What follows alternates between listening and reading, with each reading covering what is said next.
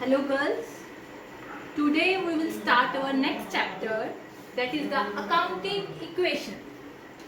बेटा आज से हम अपना प्रैक्टिकल पोर्शन शुरू करेंगे.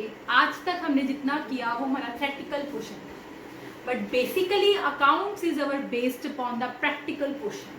सो आज से जो हम करेंगे वो प्रैक्टिकल पोर्शन है, मीन्स हमारे सम्स है. इसको बहुत ध्यान से सुनना है और बहुत ध्यान से इन सम्स को सॉल्व करना है. ठीक है बेटा, listen to my all video carefully. देखो ध्यान से. हमारी बेटा अकाउंटिंग इक्वेशन है assets is equal to liabilities plus capital. Assets assets क्या होता है? आज मैं जस्ट आपको इंट्रो दूंगी, कल आपको समझ शुरू कराऊंगी. एसेट्स एसेट्स होती है बेटा हमारी प्रॉपर्टी. क्या होती है? हमारी प्रॉपर्टी. एसेट्स टू टाइप्स की होती है, थ्री टाइप्स की होती है. Fixed assets, current assets and fictitious assets. Fixed assets long period, current assets which we use for short period and fictitious assets जो राइट ऑफ होती है. ये मैं ऑलरेडी आपको बता चुकी हूँ. नेक्स्ट होती है बेटा हमारी लायबिलिटीज. लायबिलिटीज क्या होती है? हमारे ड्यूज, हमारे कर्जे जो हमने लिए होते हैं, जिनको हमने अभी पे करना होता है. अभी पे किया नहीं है, अभी हमने पे करना है. लायबिलिटीज में हमारी थ्री टाइप्स की होती है, fixed, current and contingent. Fixed which we pay after 1 year, long period के लिए.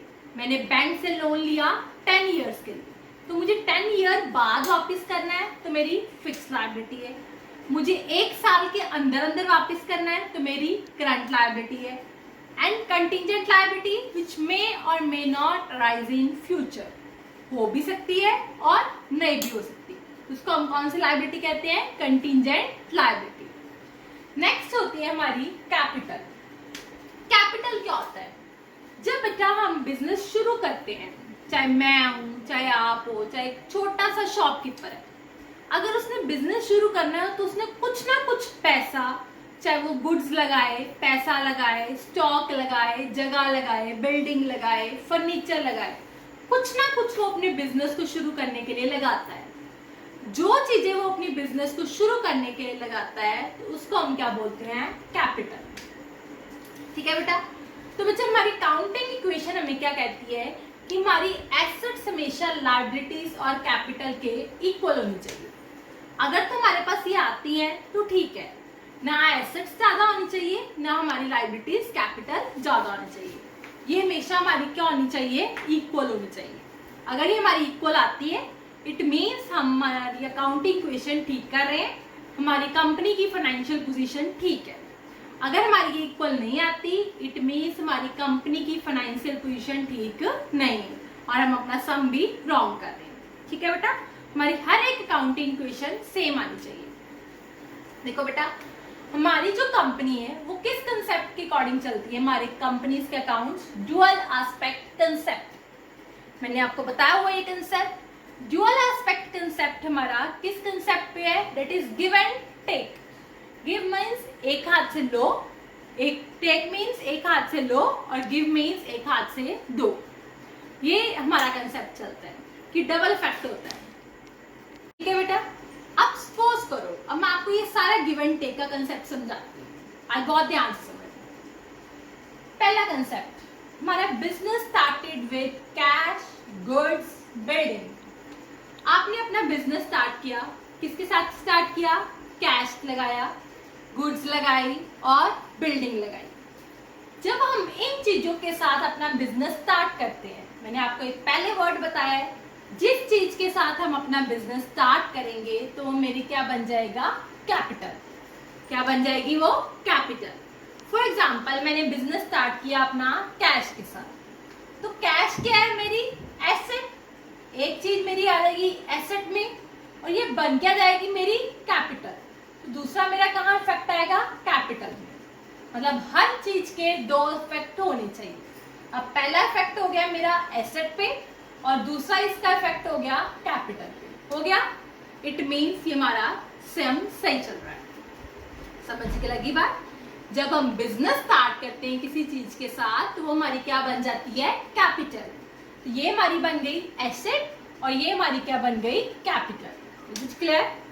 नेक्स्ट आप बिजनेस में हो, आपने बिजनेस के लिए खरीदा फर्नीचर। क्या खरीदा आपने? Furniture. Furniture purchase for cash.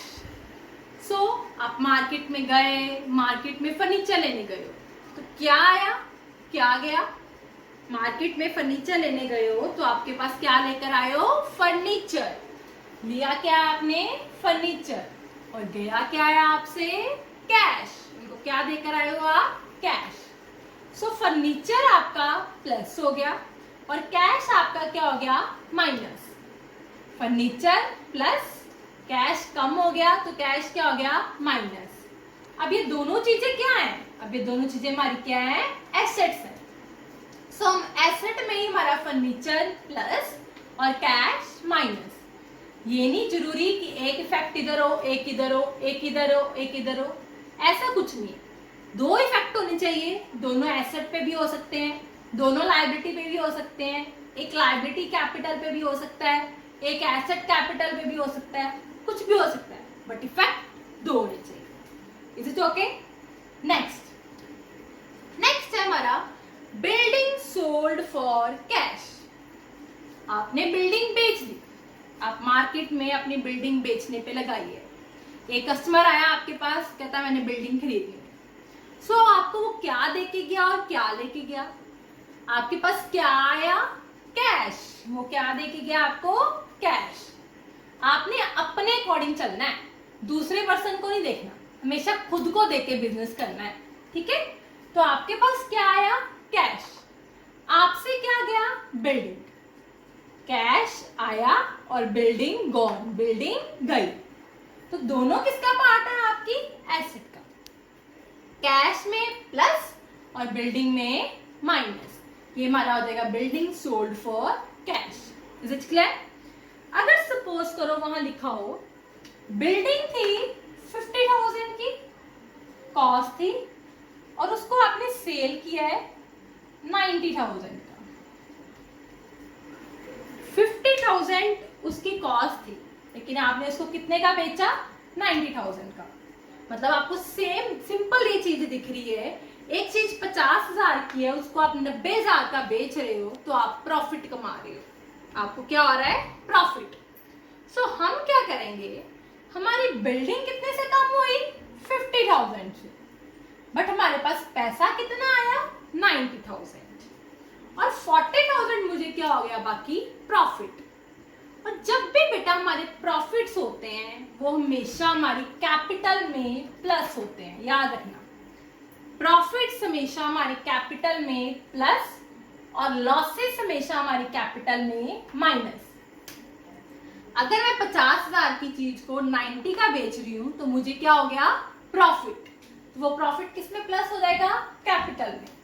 अगर सपोज करो मैं 50,000 की चीज को 30,000 का सेल कर दूं तो मुझे क्या हो गया? फिर लॉस। 20,000 का मुझे क्या हो गया? लॉस। सो ये लॉस मैं कैपिटल में से क्या कर दूंगी? माइनस कर दूंगी। याद रखो, losses always deducted from capital and profits always added in capital. Okay? So next point, take loan from bank. आपने बैंक से क्या किया? लोन लिया। आप बैंक गए हो, आपको पैसे की जरूरत है, बिजनेस को एस्टैब्लिश करना है, आपके पास पैसे नहीं है तो आप बैंक को बोलते हो मुझे लोन दे दो। तो क्या बैंक आपको फ्री में पैसे दे देता है? नो, बैंक कहता है मैं आपको पैसे दे दूंगा, बट आपको मुझे वो पैसे क्या करने पड़ेंगे? वापिस करने पड़ेंगे, और वो भी विद इंटरेस्ट। ऐसे नहीं मैं वापिस लूंगा, मैं कैसे लूंगा? With interest. आप बैंक से पैसे ले आए बट आपको बैंक को वो पैसे अभी वापस करने हैं, आपके पैसे अपने नहीं है। तो जो चीज आपको पैसे देने होते हैं तो वो हमारी क्या होती है? लायबिलिटी। क्या होती है? वो हमारी लायबिलिटी, याद रखना। तो अब आपने बैंक से लोन लिया तो आपका एक तो कैश में क्या हो गया? प्लस, पैसे आए जी आपके पास, कैश बढ़ गया आपका, ठीक है? और दूसरा आपकी बैंक लोन प्लस मतलब लायबिलिटी में प्लस, क्योंकि ये पैसे वो आपको वापस भी करने हैं। सो हमारा कैश मतलब एसेट में प्लस और दूसरा हमारी लायबिलिटी में प्लस। नेक्स्ट पॉइंट है आपका रीपेड बैंक लोन। आपने बैंक का लोन रीपे कर दिया, वापस कर दिया। अब आपने बैंक से लोन लिया था ना, तो उसका लोन वापस कर दिया। अब उल्टा हो जाएगा, एक तो पहले जैसे कैश में भी क्या हो जाएगा माइनस, वापस कर दिया, पैसा कम हो गया, सो आपका बैंक का लोन भी क्या हो जाएगा माइनस, आपकी लायबिलिटी भी क्या हो गई माइनस। सो इफेक्ट क्या आएगा, कैश में माइनस और bank loan minus, means asset में माइनस और लायबिलिटी में माइनस। जब लेते हो तो दोनों चीजें प्लस हो जाएंगी, जब वापस कर दिया तो दोनों चीजें माइनस हो गई। सो नेक्स्ट पॉइंट है, आई होप ये आपको पॉइंट समझ लग गए हो।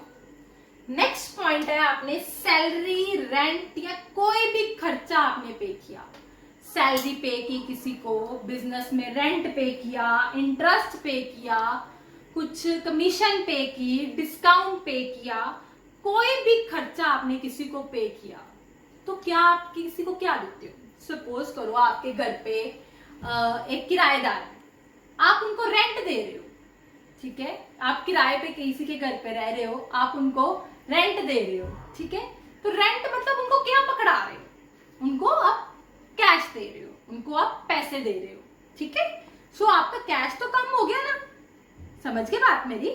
आपने किसी को सैलरी या कोई भी खर्चा दिया है तो आपका कैश क्या हो जाएगा माइनस। सो वही ट्रीटमेंट, आपका कैश अब क्या हो जाएगा माइनस, और दूसरा ट्रीटमेंट, कोई भी एक्सपेंस हो, कोई भी बेटा आपका एक्सपेंस हो, तो आपका कैपिटल में से क्या होना है माइनस। याद रखना, हमारे लॉसेस और हमारे एक्सपेंसेस, एक्सपेंसेस और लॉसेस कैपिटल में माइनस होते हैं और इनकम्स और गेन कैपिटल में प्लस होते हैं। Please note that point, expenses and losses capital में से माइनस होते हैं और इनकम और गेन मींस प्रॉफिट्स कैपिटल में प्लस होते हैं। सो आपने सैलरी पे की, कोई भी खर्चा पे किया, तो एक तो कैश में से क्या हो गया माइनस और दूसरा कैपिटल में से क्या हो गया माइनस, क्योंकि पे करते हो तो आपका एक्सपेंस होता है। नेक्स्ट पॉइंट है वही चीज, अब आपने रिसीव किया, रेंट रिसीव किया या कमीशन रिसीव की या कोई भी और इनकम रिसीव की। अब रिसीव किया तो आपके पास पैसा आया, जब आपके पास पैसा आता है तो हमारा कैश में क्या होता है प्लस होता है। अब रिसीव किया तो ये आपकी क्या है इनकम, पे करते हो तो क्या होता है एक्सपेंस मींस खर्चा होता है, और रिसीव करते हो तो आपकी क्या होती है इनकम। अब ये इनकम है तो ये कैपिटल में क्या हो जाएगी प्लस, एक्सपेंस होता तो कैपिटल में माइनस और इनकम है तो कैपिटल में क्या हो जाएगी प्लस। ठीक है बेटा, ऐसे ही कोई भी पॉइंट हो, withdraw for personal use, what is the meaning of personal use, personal use आए, प्राइवेट यूज आए, हाउस होल्ड यूज आए, तो उसके लिए हम वर्ड यूज करते हैं ड्रॉइंग्स। सो ड्रॉइंग्स भी हमारी किस में से माइनस होती हैं कैपिटल में से, लॉस हो गया, एक्सपेंस हो गया, ड्रॉइंग्स होगी, ये सब कैपिटल में से माइनस होते हैं।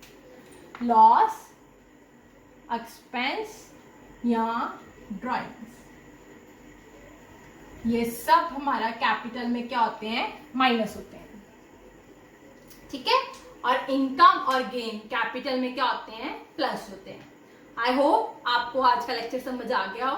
कोई प्रॉब्लम हो, if you have any query then you can contact with me. Thank you.